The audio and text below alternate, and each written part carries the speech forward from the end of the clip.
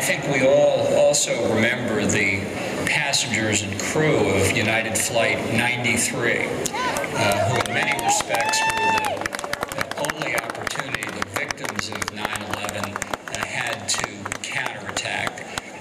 They didn't need the government to tell them what to do. They didn't need politicians to tell them what to do.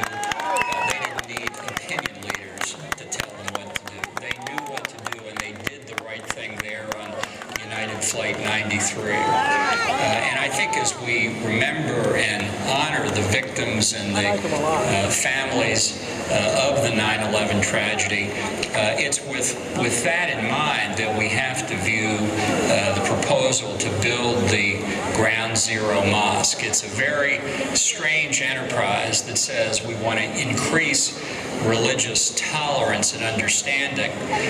And if you don't agree with that, we're going to increase religious tolerance and understanding whether you like it or not. That's really a very unappealing face to put on the supposed effort behind the mosque. And as well to look at the proponents of the mosque and what they've said. Imam Rauf, who has said that the United States was an accessory to 9/11, that Osama bin Laden was made in the USA, that the United States has more blood on its hands than the terrorists themselves. And the Imam has refused to call Hamas a terrorist organization.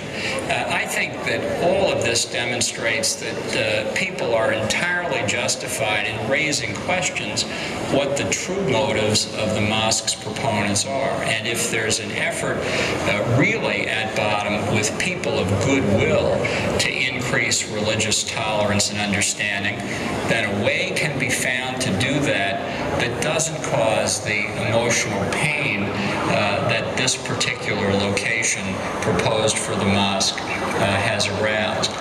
Now, beyond that, let's come to the peripatetic Imam Rauf himself, who, in the midst of this extraordinary crisis over his efforts, can't seem to find time in his busy schedule to come back to the United States to address the critics and answer in a transparent way exactly what his motives are.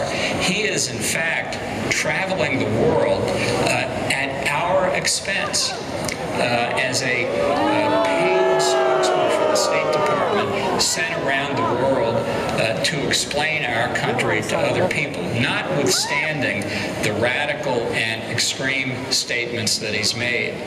So even beyond the mosque controversy, even if a new location can be found, I think we need to have a serious conversation about what it is at the State Department that has motivated them to finance the imam and perhaps others like him.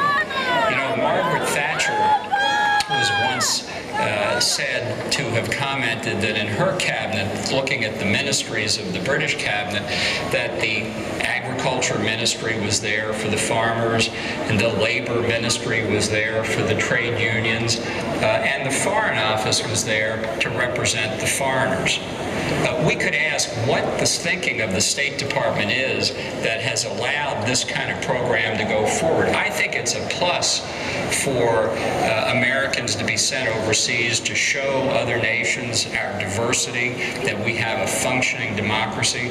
But that doesn't mean that our tax dollars should be subsidizing radicals making the kinds of statements that Imam Rauf has made. So there are a lot of issues that have been raised by this. I think it's an important subject of public debate. I'm honored to have been allowed to take part in it, and I think now we want to return to the theme that has brought everybody together today, to remember the victims of 9/11 and their families, and to remember our brave men and women in the American military who